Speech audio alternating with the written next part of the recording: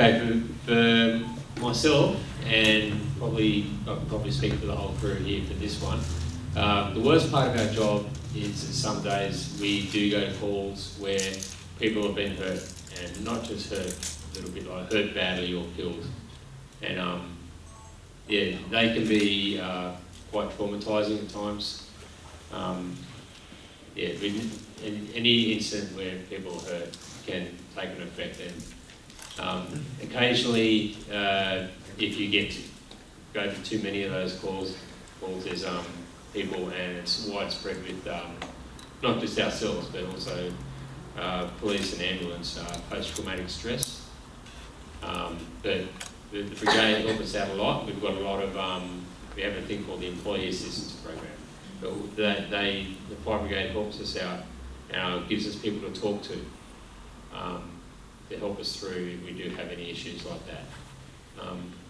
Myself, I haven't had any problems with that psychologically, and I've dealt with quite a few over the years now.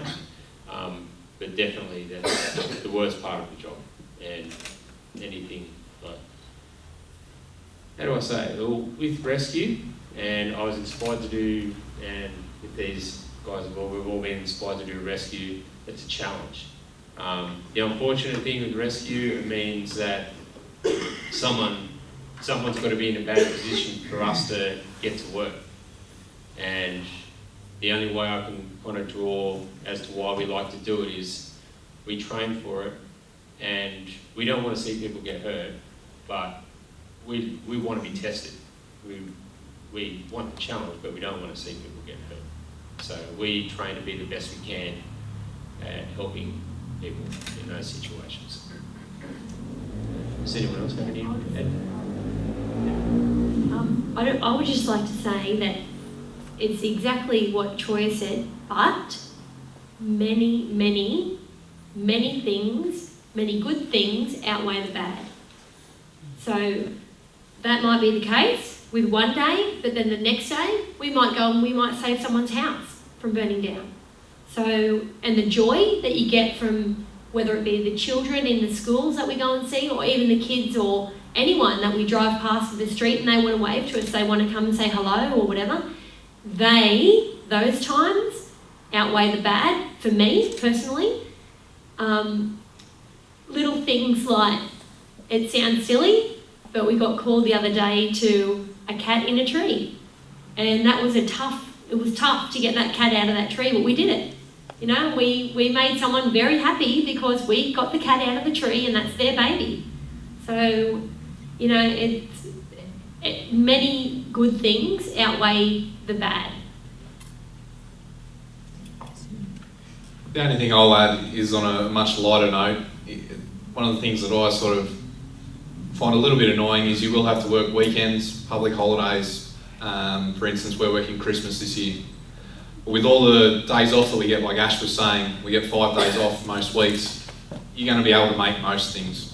And if something really important was coming up, like a friend's wedding or something like that, you can organise to have that shift off. But you will find every now and again you might miss a birthday, or you might miss something important. But the good far outweighs the bad. Thing is what Troy said, with us, with me personally, it's seeing people hurt, killed, especially killed. I had an incident where a baby died eating a cookie. He was only 6 months old, but that can get to people. I still remember his name. So I think that is the worst part of our job, going to places where people are hurt or killed. Sorry, I can see it down there now. Yeah, for the fire brigades, it's basically year 12. When we advertise once a year. You can check the fire brigade website, which is fire.newsouthwales.gov.au anytime you want. They usually warn you when a recruitment will be coming up. Basically, having your HSE is your first thing. I think, do we still got to get your first aid before? No? You don't? Okay, well, the college, when you go through training, you'll be provided with the training and be given a first aid certificate, because we do first aid stuff. as far as I know, they said you've got to have your driver's licence. Okay? And is it Emmanuel or no? No. So it's a normal driver's licence and can be down at LC. So. Oh, no, you get your MRLs and then they try. Oh, yeah. Yep. So you go in there with a normal, regular driver's licence, the fire brigade will give you that training and provide you with those licences to drive the trucks and things like that. But primarily, you have to do year 12. Okay? What about the visa conditions? You've got to be an Australian resident as well.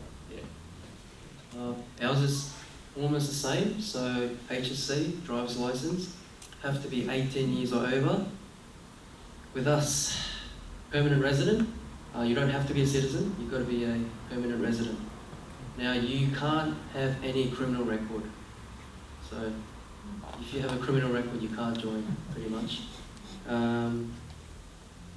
Even speeding tickets get affected.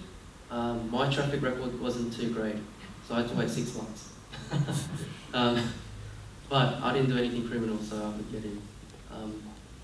And then if you go to the website, it'll tell you what courses you need to do. There's a lot more you have to do now than before. So please check the website. Just Google NSWPF and it comes up straight away. There is a section within the fire brigade called USAR, which is Urban Search and Rescue. It's another qualification like the rescue on our shoulders you can do. So it's quite hard to get onto that course. There's quite a lot of people that do it, but they do get deployed overseas. So they went to New Zealand during the Christchurch earthquake. They went to Japan after the tsunami that hit Japan. They didn't go to Italy. They don't get turned out all the time. It rotates around the world as to which country is in charge of those deployments. But Australia's part of it, and we're certainly a part of it. I personally I'm a swiftwater technician. I do flood rescues. It was another course that I was lucky enough to get onto. We don't deploy overseas, but I've deployed all around the state. When we had those bad floods and big storm that hit Narrabeen and then East Coast Picton, I went to all those places to help out with flood rescue. So I've gone all around the state, and other firefighters, not us, have been overseas. We only go sometimes. We went to New Zealand when the Christchurch earthquake happened. When the Ukraine airplane came down, AFP was sent over there. With New South Wales Police was not as many chances, but we do sometimes go. This is something, I can find out for you, but this is something they can answer for you, recruitment guys. You may have to take, I reckon you will need to take a little bit extra, but they might take some of the subjects off. You need to call them. Yeah. Just to promote police force a little bit more. I know these guys are shift works. If you're in uniform, you do 12-hour shifts. It's 4 days on, 6 days off. You do whatever you want for those 6 days off, except criminal activities, obviously. So you can have a secondary employment. I know most of fireys have secondary employment as well, just to get more money for the mortgage and things like that. So yeah, if you're in uniform, 4 days on, 6 days off. So yeah, the whole point is to promote, right? So. Yeah, that's a really good question. No, we don't. Everyone is treated exactly the same. Many people just say, I'm one of the boys. I'm not offended by that. It's actually, to me, that's a good thing because it means that you're fitting in. We're encouraging more women. We really want to get our numbers of women in the brigade up. There's currently only about, I think it's about 200 women in the permanent fire brigade, and there's about 3,000 to 4,000 men. So I'm the only one on this shift, the only female. At Rydalmere, I was the only one at the station, at the whole station. So out of 20 people, I was the one. So we're few and far between, but no, everything's exactly the same. If you can pass every exam, every physical, the interview, everything, you are treated exactly the same as anyone else. So it's a very good opportunity for women to get into the fire brigade. You know, we really want to get more women in. So if you want to have a go, just give it a crack and see how you go.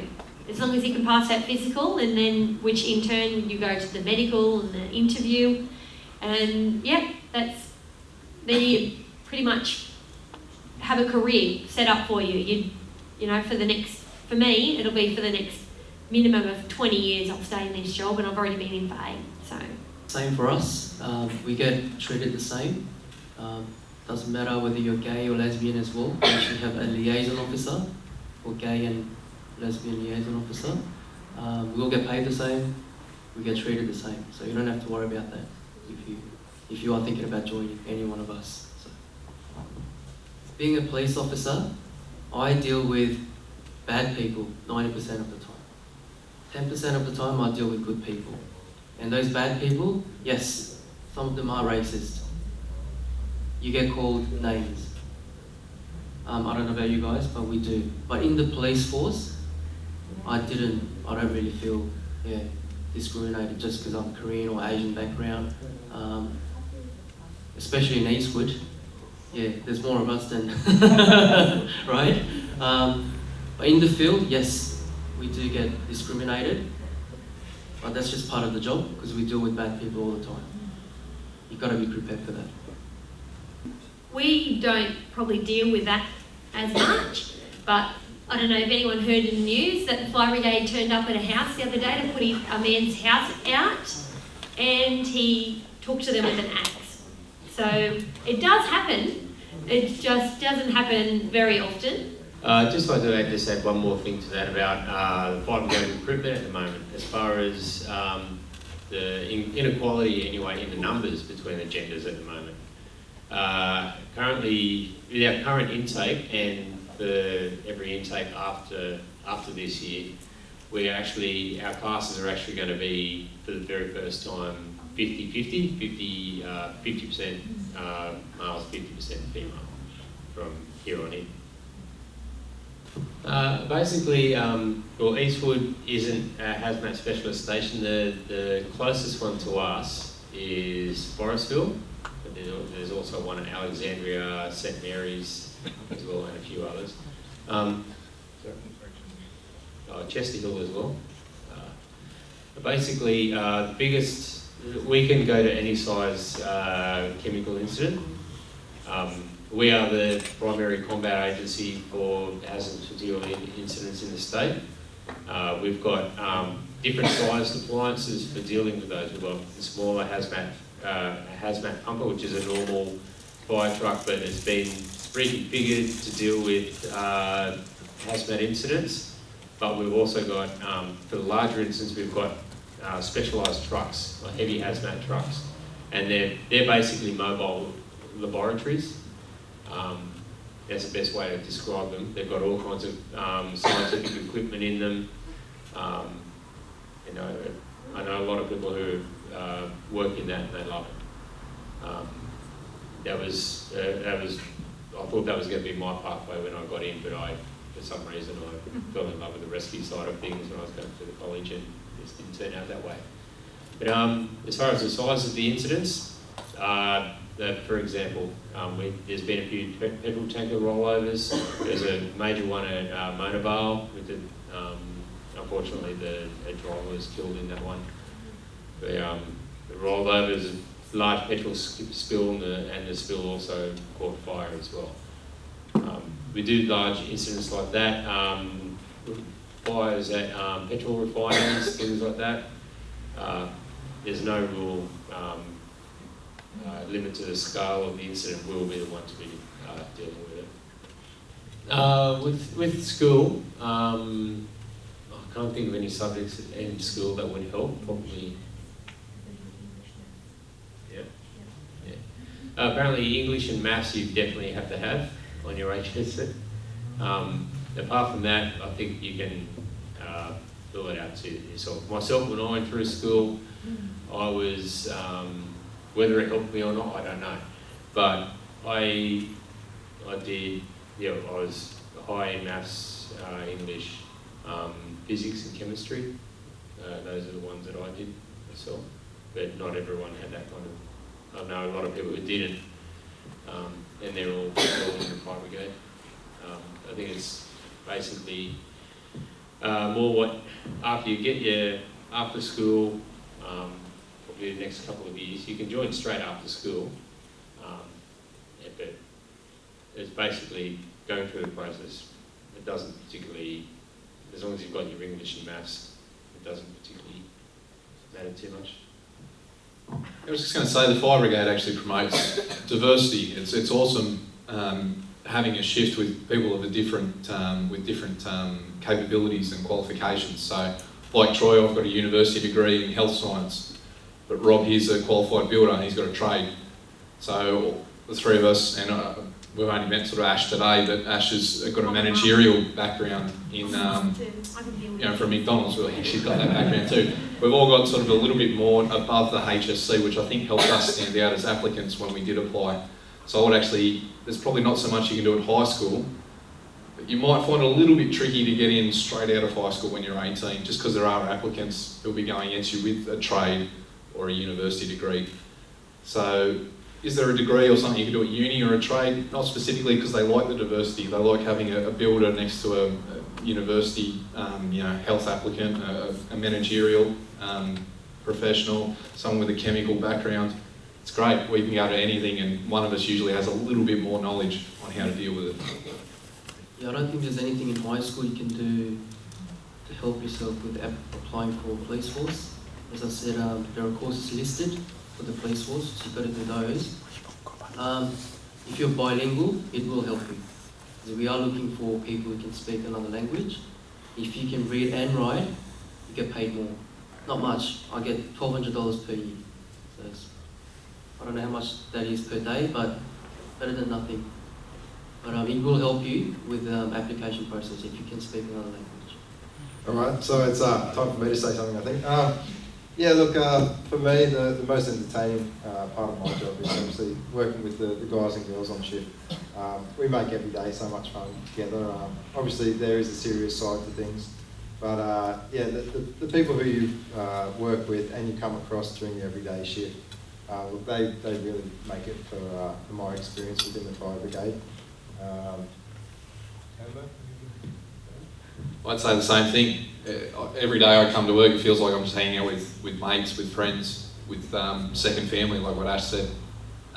We have a great time at station, like she said. We're usually cleaning or doing something, truck checks. But we make, we have a great time. We have little water fights with the hoses and things like that. We have a great time. It's like hanging out with mates. It really is. So that's the best part for me, or most entertaining part. I'd actually be along the same lines. It's coming to work. I never don't look forward to coming to work. It's the people that we work with that make the job. But one of the best things you can do is laugh. And when we come to work, we do some serious stuff. But when we're at station, we're doing the things that we need to do.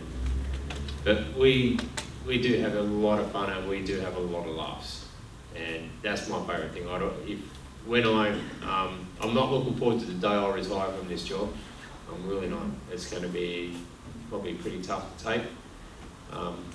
It's just fun. The best, most enjoyable part of our job is the people that we work. And I suppose I'm probably going to say the same thing, but I am going to add something to that as well. So I love these guys, but I also love helping people. That's what I really love. I love getting out in the community. I love that people want to come and talk to us. I love that we can help. When someone's having a really, really bad day, we can go and help them. And that's what I really can say that I really enjoy that about the job. As I said before, I'm a mum. I have 3 kids at home, and the kids absolutely love hearing about my day, and they were just rapt when Mummy got a cat out of a tree. It wasn't that big a deal to me, but it was to them. So that's the most enjoyable thing for me. We don't have water fights at our job. No, we can't have gunfights. My favourite part of my job is arresting and charging crooks and getting the result for it. We often go to court because a lot of crooks don't plead guilty. And then when we get the result from the judge, 2-3 years in jail, that's the best part of my job. I love it. And sometimes we get to surprise them, do a search warrant, knock on their door, or they don't answer, we just kick the door down. We don't pay for it, we don't care. Yeah, that's the favourite part of my job. We don't have water fights, but sounds fun, right?